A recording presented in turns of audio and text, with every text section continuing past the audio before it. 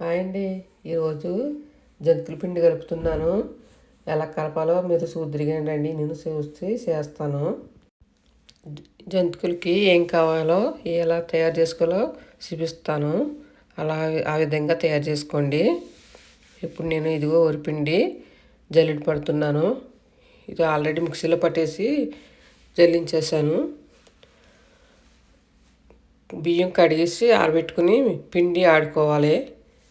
ఆడుకుని అది కొంచెం ఆరబెట్టుకుంటే బాగుంటుంది పిండి. అందులో కొంచెం శనగపిండి వేసుకోవాలి. ఆ వరిపిండిలో కొంచెం శనగపిండి వేసుకుంటే బాగుంటాయి. జంతికలు చాలా బాగా వస్తాయి.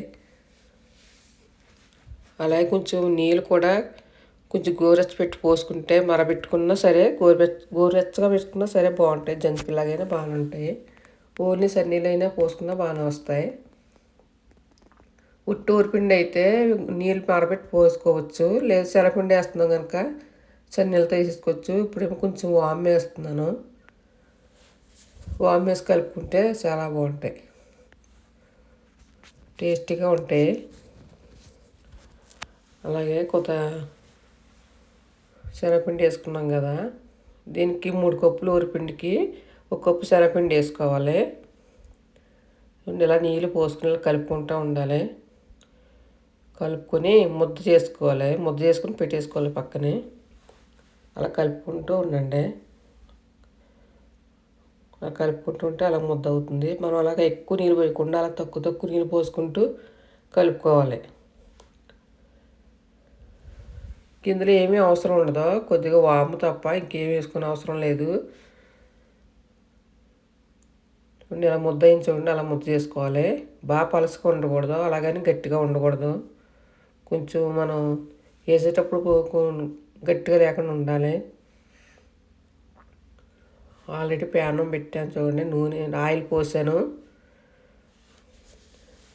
దీనికి పామాయిల్ వాడాలి. సన్ఫ్లవర్ గట్రా వాడకూడదు నూనె. ఇలా వేసాను అంటే మాకు ఇక్కడ జంతికలు వేసుకునేది లేదు, అందుకని కవర్లో వేసి ఇలా ట్రై చేశాను. ఇలాగ చాలా బాగా వచ్చినాయి.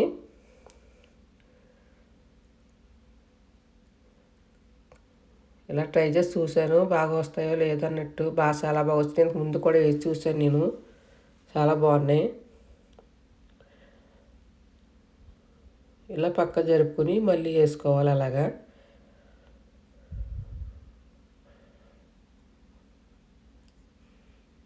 చాలా బాగా గుల్లగా ఉన్నాయి, తింటానికి చాలా ఈజీగా ఉన్నాయి.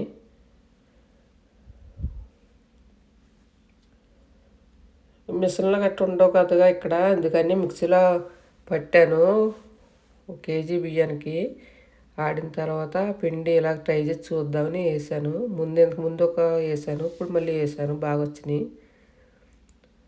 అదే అలాగే వేసుకుంటారు కదా అందరూ అని చూపిస్తున్నాను.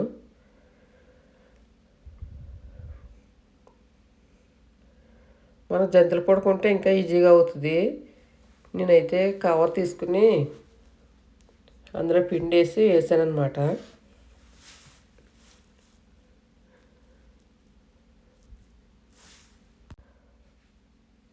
అలా వేగుతుండాలి. చాలా కొంచెం వేగితే బాగా బాగుంటాయి జంతికలు.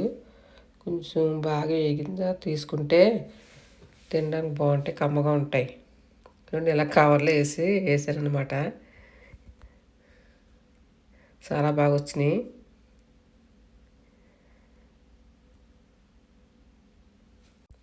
పిల్లలు తింటాక కూడా చాలా బాగుంటాయి, గట్టిగా ఉండవు. చాలా అంటే కొంతమంది ఏం చేస్తారంటే కొంచెం గట్టిగా ఉండేలాగా చేసుకుంటారు జంతికలు. ఇందులో కొంచెం శనగపిండి వేయటం వల్ల మెత్తగా బాగుంటాయి, కరకరలాడుతూ ఉంటాయి.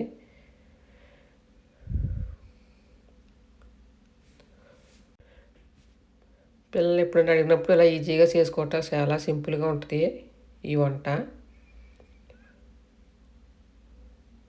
వేగిపోయినాయి చూడండి, తీసేస్తున్నాను. అలా బాగా వేగి నుంచి తీసాను, మళ్ళీ వేస్తున్నాను అనమాట. ఒకసారి వేస్తాను. మనకు అంతా ఒకసారి వేసుకోవాలని పనే ఉండదు. మనకి ఎంత పిండి కావాలో అంత కలుపుకుని వేసుకోవచ్చు.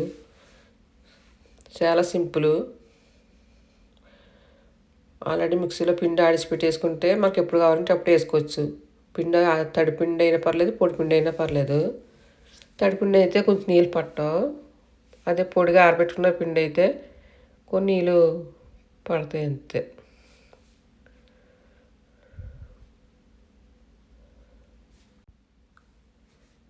ఇవి కూడా వేగుతున్నాయి. మీరు కూడా ఒకసారి ట్రై చేసి చూడండి ఇలాగా.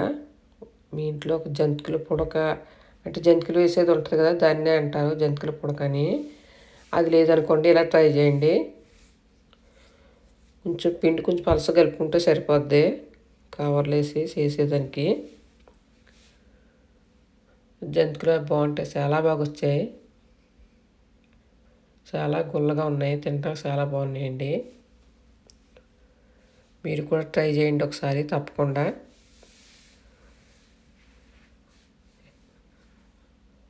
చూసారా ఎంత బాగా వచ్చినాయో.